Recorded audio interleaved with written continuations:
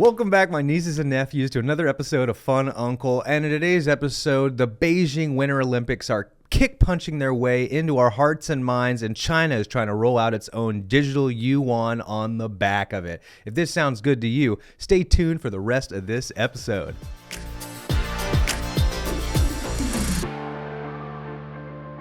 That's right, we have an episode chock full of information from the new digital yuan at the Beijing Olympics. U.S. lawmakers issue a warning about the digital yuan. We've got the SuperBowl is now being called the Crypto Bowl. Bud Light's rolling out NFTs. The Puppy Bowl's rolling out NFTs. OpenSea hits a record $5 billion in January. Lambo is rolling out NFTs. And John Legend's Audible Chocolate is hitting your ears in NFT form. But first, we got a diggity-riggity deep dive into today's theme, which is China's digital yuan. That's right, China's trying to roll out their own digital cryptocurrency, and I'm going to deep dive into it Uncle style by first reminding everybody that China has fully banned Bitcoin.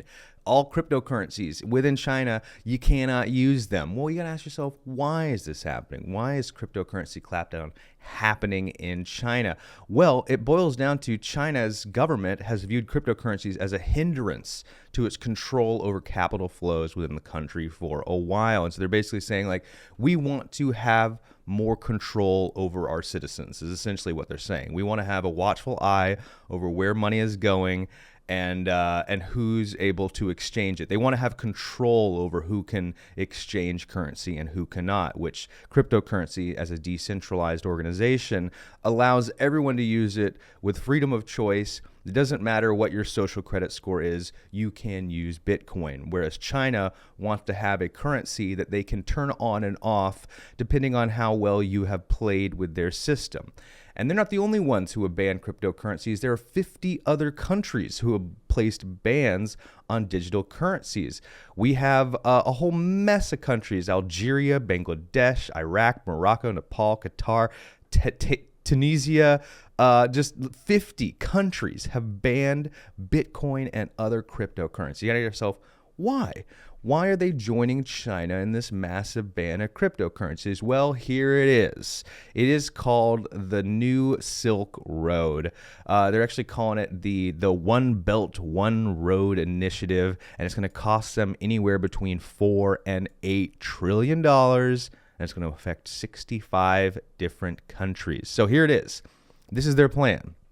They want to have trading partners across all of Asia, the Middle East, Eastern Europe, parts of Africa, and the currency of choice that will be, delivering commerce to these countries will be the digital yuan. They want to push out all cryptocurrencies. If you want to do any trade with China, it's going to be with our digital yuan, and it looks like they're going to have a stronghold on pretty much this side of the planet in their plan to become the number one superpower in the world. And I'll be diggity darned if this doesn't do it right here. This is a massive powerhouse that will push America into the number 2 spot, and China will be laughing all the way to the digital yuan bank when they finally roll out this new Silk Road here. And this is absolutely insane. This is the biggest project the human species has done, period. This is $8 trillion over 65 countries just so China can have more efficient trade than the United States of America. And they're doing it. And if they're going to actually successfully roll out the digital yuan to be a part of this, then they are going to double tomahawk slam dunk their way into the number 1 spot. And then this brings us all the way to the theme of today's episode, the Olympics. They're rolling out the digital yuan at the 2022 Beijing Olympics. That's happening right now. The winter sports, skiing, luging, hockey, you name it, all on the ice, and Bitcoin is on the ice as well as they're rolling out this digital yuan. I came up with that right off the top of my head. So Bitcoin's on ice now in the Winter Olympics. And China is rolling out their digital yuan. They are forcing all of the vendors around the Olympics to utilize this currency and no other currency in their attempt to just get mass adoption, not only within their own country, but every other visiting country that comes into Beijing. You want to buy a cheeseburger, or you want to ride the transit here in China? Well, you're going to have to use this new fancy little thing we're calling the digital yuan. And what is it? They now have 260 million individual users. That's one hell of a rollout, you know? Although with a country that has almost 2 billion people in it, you would hope that they would have higher numbers than this. I think this is kind of low. And this really boils down to people who are interacting with the Beijing Olympics. This is probably about 300 million people. So the hope is for us cryptocurrency enthusiasts that this is the top, that they have their fun little rollout. They have their time in the sun during the Winter Olympics, but everyone at the end of the day realizes that, like, wow, this is kind of just, we're giving more control to China and by letting them, you know, control our money and have a watchful eye on all of our money. And this really isn't the decentralized, you know, kumbaya moment that cryptocurrencies were envisioning. And the U.S. are thinking the same thing. U.S. lawmakers issue a warning about digital yuan as the Winter Olympics kick off because they're fearful that this is an attack on the American commerce system. And it is. China's not going to say it, but let's go back to the map. They have a big plan that involves most of the world, and the U.S. is completely cut out of it. And this is going to bring a lot of money into China's doors, and China wants to have complete control over it. If they tried to use Bitcoin or Ethereum to manage these transactions, then they wouldn't be able to turn it on and off if you were not playing nice with China. And so they're hoping that they will strong arm America into having to use the digital yuan to transact with China. You know, if they have 65 other countries using it seamlessly, then America might have no other choice than to use a little bit of the digital yuan to speed up their transactions with China. But this is kind of a let's wait and see what happens kind of thing. They haven't really proven themselves yet. The digital yuan is not fully rolled out. It hasn't reached mass adoption yet. And we haven't really learned what's working and what's not working. The hope is, my hope as a Bitcoin cryptocurrency enthusiast, is that they fall flat on their face, that they have the same problems that happened with the digital yuan. You know, or not the digital yuan, with Facebook's Libra coin, you know, like how Facebook was a force to be reckoned with. They were too big to fail. They had billions of dollars to throw at the project, and they couldn't get mass adoption. Even though they had billions and billions of dollars to throw at a problem, they could not get individual users around the world to buy into it. And so here's the hope with the digital yuan right now is, here's hoping that they can't convince the majority of the population to buy into something like this, because it's just going to give China more control over our lives. And that's why Bitcoin gained so much adoption, is that it was this decentralized kind of for the people. Let's try to subtract ourselves from this tyranny we faced, you know, from the modern day monetary system and these billionaire elites who control everything about our lives. Like, we're giving too much control to the government, and that's the libertarian dream of Bitcoin, is to break free from that. It doesn't matter if you are a criminal, or if you don't have a lot of social credit points, or if you're on China's shit list or whatever. Like, you still can use Bitcoin as long as you have a cell phone in any country with the internet. You can use Bitcoin. But with the digital yuan, they're going to put significant more restrictions on when, where, how, and why you can use their coin, which is not savory, especially given China's track record. Let's not forget how they have internment camps right now, like literal slave labor camps a la Nazi Germany, taking place in China right now with people they do not like. They put in camps. And so I think that China just has such a bad track record that maybe this won't play out the way they hope. So at the end of it all, what should we be thinking? Well, there's two things happening. One, this is kind of good news for Bitcoin in that, it's such a force to be reckoned with that China and many other countries feel the need to publicly ban it, because that's how powerful of an entity Bitcoin has become, that these massive countries feel fear in their hearts about what Bitcoin could do to usurp their power, that they need to make some kind of public stance about it, which I think is good news, right? And then the other piece of good news is that they see the power of the blockchain. They're seeing what can be done with this technology, and they're thinking to themselves, wow, this really is a better mousetrap. They have improved on the design, and we should try to do the same thing. Try to distance ourselves from the old cash way of doing things, the old monetary system, and start to adopt this new digital era of blockchain technology that will pave the way for Web3 and the future of more efficient transactions. So that's two good things that are happening right now for Bitcoin, is that massive countries like China have realized that, oh, wow, this actually is really good technology. We should start doing the same thing. And they are so afraid of it that they need to publicly ban it from their countries, because if they didn't, it would become more powerful than they could ever deal with. They're trying to stop it before it becomes too powerful. So these are two really good things that are happening. Then the other end of the spectrum is the bad news that, like, China might win. China and the new digital yuan might be the new normal, especially for the 65 countries playing nice in this new One Belt, One Road initiative that's taking place. And again, it's just one of those, like, they have the money, they have $8 trillion to dump into this project.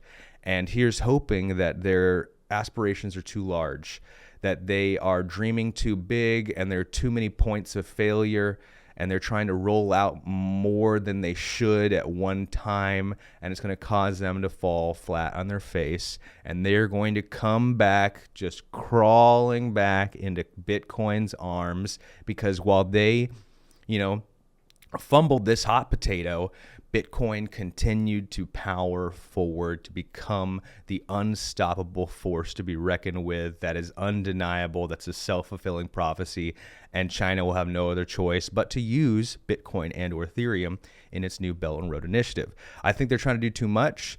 I think they're flying a little too close to the sun. I think they have such a bad track record that they will not get the mass adoption that they want.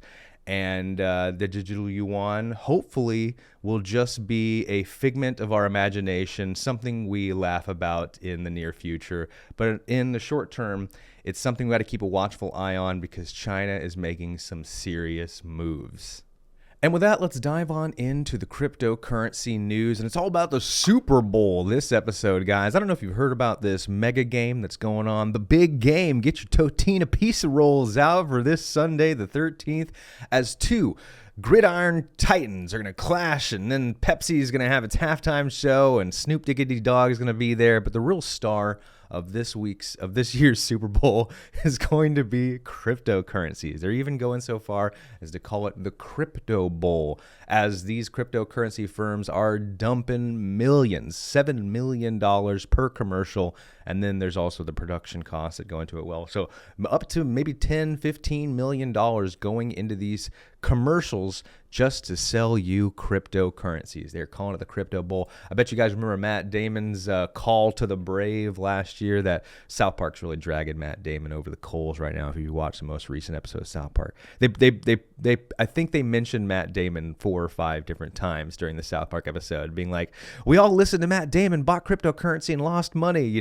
Like, well, I think the same thing's going to happen again this Super Bowl, guys. That we're going to have a bunch of ads from Binance to FTX. Crypto.com is definitely going to have another Super Bowl ad for sure to try to sell you some Bitcoin and other cryptocurrencies. And personally, I think this is going to be a buy the rumor, sell the news kind of thing, where we're going to have a rally all the way up to the Super Bowl, and then maybe even a little bit of a bump up the day of and the day after the Super Bowl, as people are just like, oh, I could go for a little bit of Bitcoin. Oh, it's doing all right in the markets right now. Like, it's actually up 10-15% this week. Like, maybe it is a good time to buy. And all these people buy on Binance or FTX or Crypto.com only to have the price diggity riggity King Kong dump on everybody, and people are going to buy longs, and then they're going to get liquidated, and these massive exchanges are going to make their money back and then some. Let's not forget about the short squeeze that just happened this last week,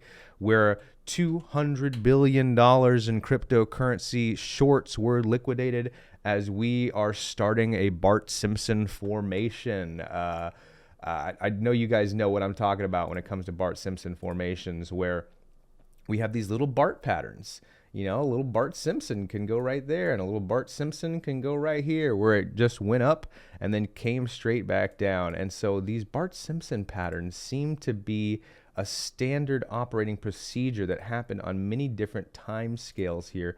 As we can see, if I zoom in, there's a little Bart Simpson right there. There's a hardcore Bart Simpson taking place right here.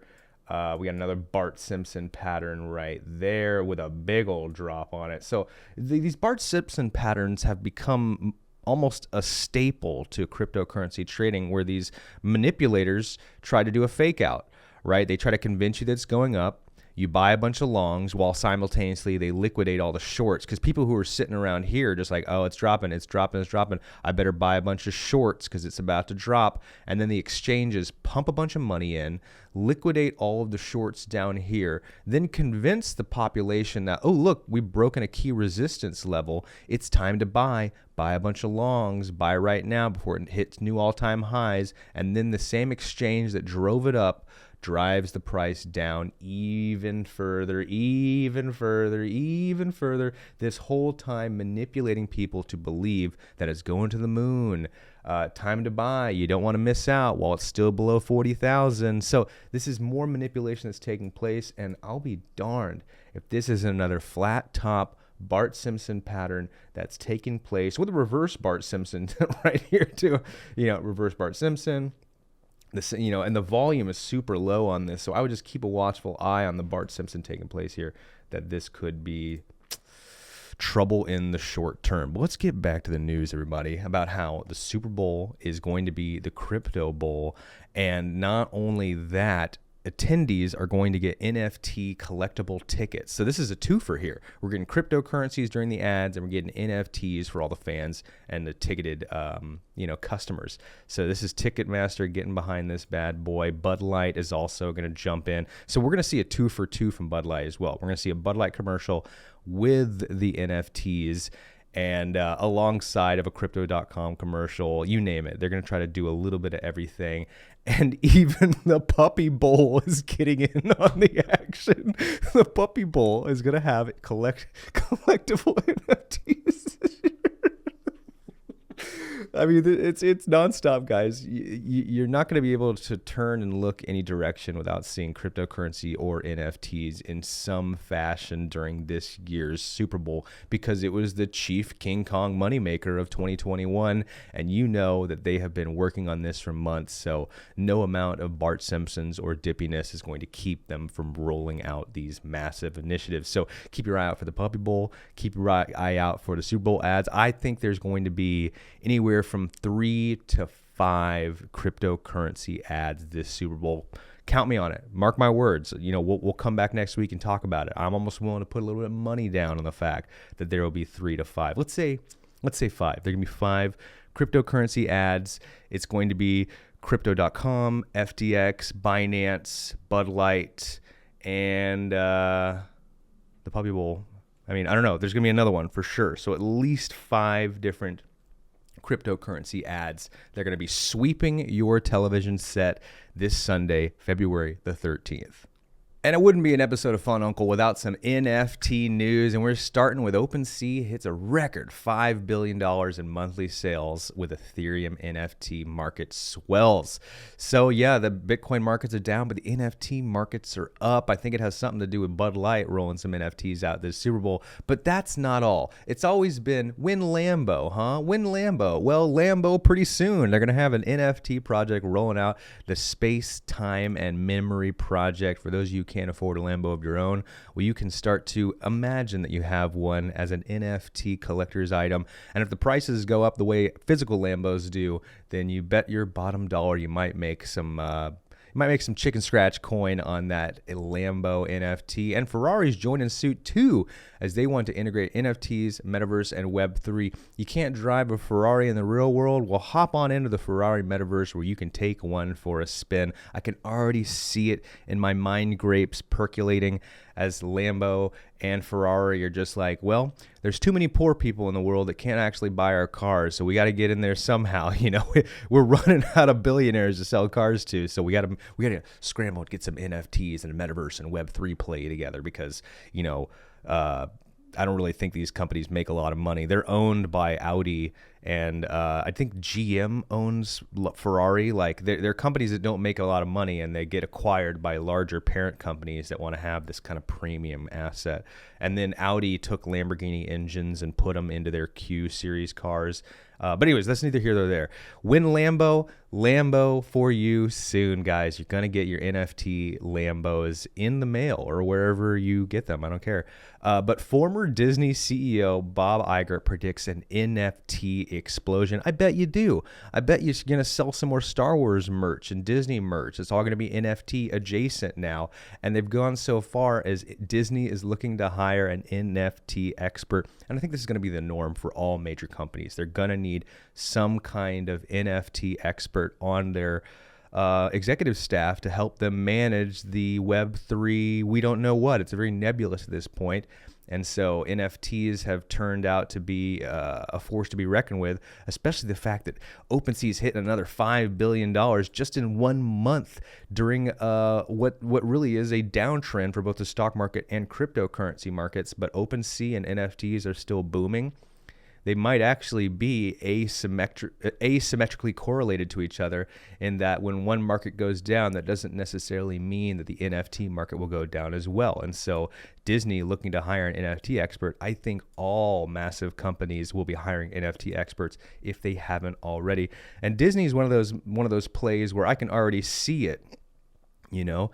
You're going to go get your ticket to go to Disney World, and it's going to be an NFT. And then whenever you go down Splash Mountain and get your photo taken, that photo will also be an NFT. And you want to go to the store and buy one of their princess dolls or whatever. Well, it will come with a commemorative NFT that lets you know the year and the date that you bought it and whatever corresponding attributes that were seasonal to the time. One thing that comes to mind right now is Toy Story. Remember there was a time when you could buy a Woody doll and you looked underneath the foot and it said Andy on the bottom of the feet? Well, that's no longer the case. When you buy a Woody doll, it now says the new character's name under the foot instead of Andy. So you can't even get the Andy dolls anymore. Like, that is a collectibles item that is now rare and is worth more money than the current ones. They've stopped manufacturing the Andy dolls, and now it's like Lucia, or I can't remember who the new... I don't know. I'm a middle-aged man. I can't remember all these things. But yeah, so this is just more proof in the pudding, if you guys like searching pudding for stuff, that Disney is going to make seasonal items. You know, their Cinderella doll will be specific to 2022. And then in 2023, they're going to roll out a new Cinderella doll. And the only way to tell the difference between the two is within the NFTs. They're going to look the exact same. They're probably going to it's just going to be the same doll, but with a new NFT attached to it. And it'll be a money printer for Disney and its parks. But that's not all, guys. The Rolling Stones is partnering with Coinbase to new collaborative limited edition NFT collection. Are these going to be stones? Are they going to be actually rocks of some kind? Will they be Rolling Stones, maybe? No, guys, let's get out of here. It's going to be for their tickets or whatever. Yeah, okay, they got 12 digital artists, you know, for their magazine. And, oh, look, different covers. Okay, I like that. Okay, different Rolling Stone covers. And this is kind of, you know, the magazines are out and digital art is in, you know. They are like Playboy. They have this old model of doing things that they have to, you know, no one's buying magazines anymore. We have to get in the digital space. And so this is their, you know, not a swan song yet, but maybe their last claws into the dirt before they sink into obscurity, where they are trying to roll out NFTs of different cover images. And you know what? More power to you. I bet you Rolling Stone has an NFT expert on its staff. And Grammy winner John Legend launches new music on our NFT platform. And you know what? I love John Legend. Everything he touches turns into gold. The man has an EGOT. He's got a Grammy, an Oscar, a Tony, and an Emmy, which is an EGOT, right? He's got them all. The man just touches things and it turns into gold. He's got the voice of an angel and he can play piano. Get out of here, John Legend. Well, he is rolling out his own NFTs, and if it's anything like his music of the past or anything he's ever done, it's going to be a massive success. And I already have my ears perking up to hear more. John Legend, sing to me about your NFTs. So these are all things to stay tuned for in this year. All bullish news for NFTs and cryptocurrencies. The sky is the limit. We are going up. Get in the elevator, people.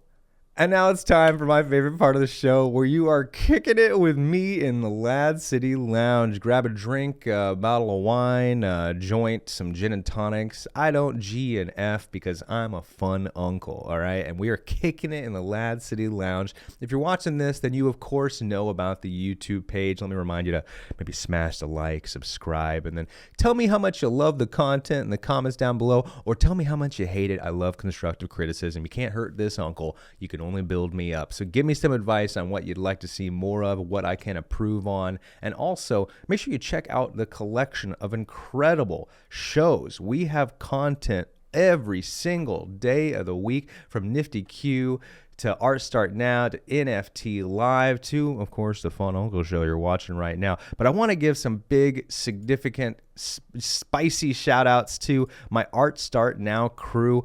You can see their episode from yesterday. It is live on the show. Check it out as they are doing deep dives into NFT art and trying to promote some up-and-coming NFT artists. And they're just fun.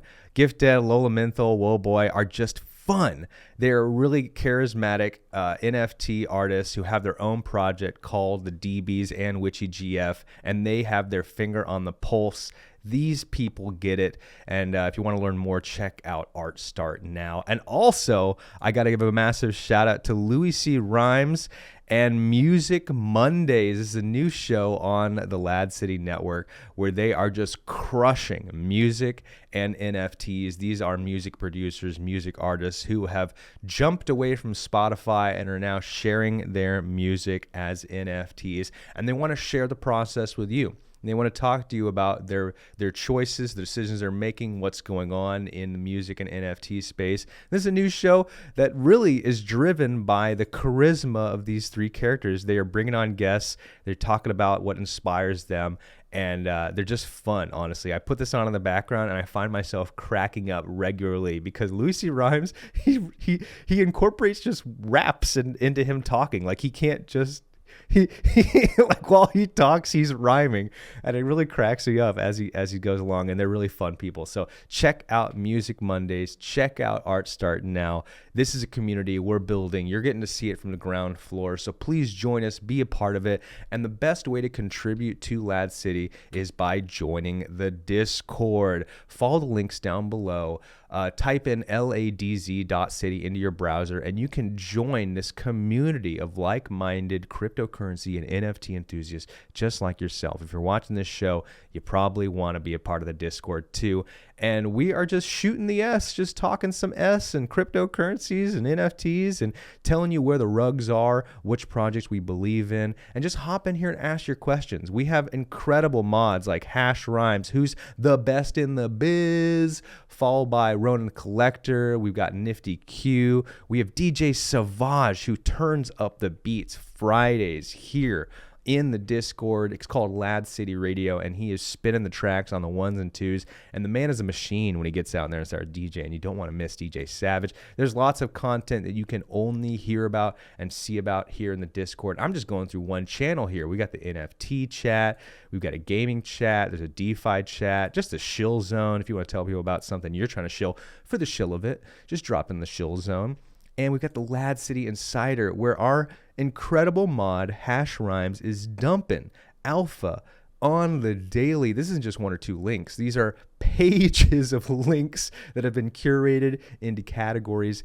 This alone is a selling feature for the Discord. You are missing out on some hot news fresh off the press if you're not reading up on the LADZ City Insider on the daily. But here's what I really want to talk about is every week I comb through the Discord. I go through all the chats and I try to see who is the person, who is that LADZ City lad who is contributing to the space more than anybody else this week, who is helping us move the ball forward to create a better community, to help us build a better mousetrap. Well, this week I have decided that the winner of my LADZ City Lad of the Week prize is none other than the Jacob Gooden. Thank you, my dude. Seriously, you are helping us move the ball forward in a big way. Jacob has come on as he's helping edit our segments. He's a podcast producer, audio and video editor who is helping us cut down these shows. So if you ever see my show or Nifty Q's show or Art Start Now clipped up and put on social media, that was Jacob Gooden's handiwork. He is the one working behind the scenes. He's now coming into our team meetings every Monday to help us talk about statistics and what we can be improving on. And so he literally is helping us lay the stones for a better community. He is helping us build LADZ City brick by brick in our meetings and with his handiwork. And so, Jacob Gooden, you are the LADZ City Lad of the Week. There's no other person in the running. There was no one who even came close to the amount of work you're doing on the daily. And so, thank you. I'm going to give you some tokens in the Discord. You, of course, getting a shout out here on my show. And for those of you who are watching and you want to be the LADZ City Lad of the Week, well, get in the Discord and start contributing. I have a watchful eye. I'm the little elf on the shelf just watching the pitter patter in the chats, and be in there contributing, dropping alpha, encouraging others, telling us what new hot piece of news has striked your eye, what project you think is about to moon. Put in the Discord. Be having regular conversations with people. Go into the event chat. Be watching Music Mondays and Art Start Now and commenting on the posts and stuff like that.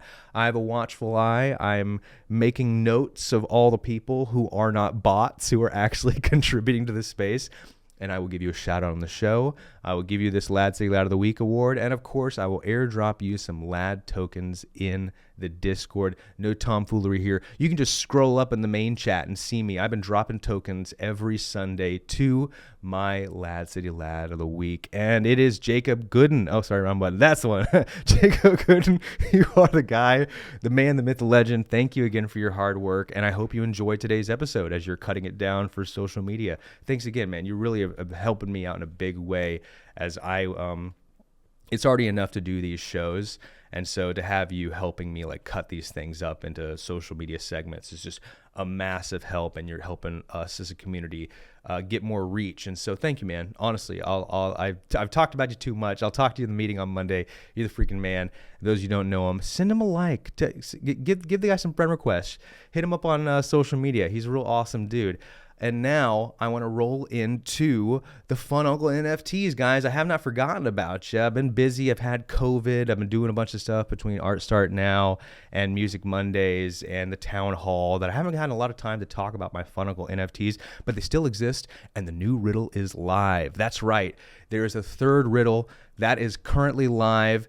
First one to answer it, I am dropping Ethereum prizes into your wallet. First one who sends me the answer in my email, bam, I'm sending cold hard Ethereum straight into your wallet. So the new riddle is live for my current NFT holders. Go into the unlockable content. Go to the list of riddles. You will see that riddle 1 and riddle 2 have already been solved, and I put their names there in the chart.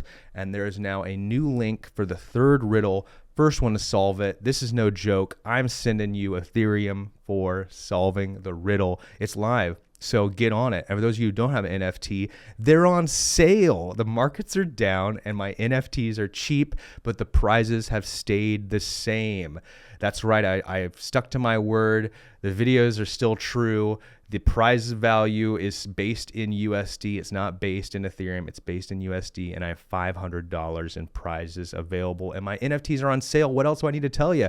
Get in there and buy an NFT while they're cheap. Go to the unlockable content, solve the new riddle, and I will have 2 more after this one. So there are 3 available riddles for you to solve by going to the unlockable content within my NFTs. But that's not all. I have more content in those than just the riddle, and I'm going to show you my deep dive video that explains more. So check it out. The Fun Uncle League Loungers are 200 unique tropical-themed NFTs that are packed full of unlockable content, access to exclusive events, airdrops of free NFTs, and a digital download of my first book, Fun Uncle: Common Sense for the Greater Good. But I know why you're all really here. You want to hear about the $500 in Ethereum prizes I'm making available to my true diehard fans. And all you gotta do is follow the links within the unlockable content, and you'll find a series of riddles. First one to solve any one of these riddles and email me the answer, you're gonna win the prize. I'm making 5 of these prizes available between now and NFT Las Vegas, March 22nd through the 25th. Now, if money is tight, don't worry, because I'll be giving away free NFTs on my Twitter page throughout the contest dates that are also available for prizes. What's more is all of you who continue to hold my NFTs will have an opportunity to win a free airdrop of my next batch of NFTs in the second quarter of this year. If this project is a success, I will continue to grow the prize pool as we go. Hop on over to OpenSea today, and I look forward to seeing you all at NFT Las Vegas this March.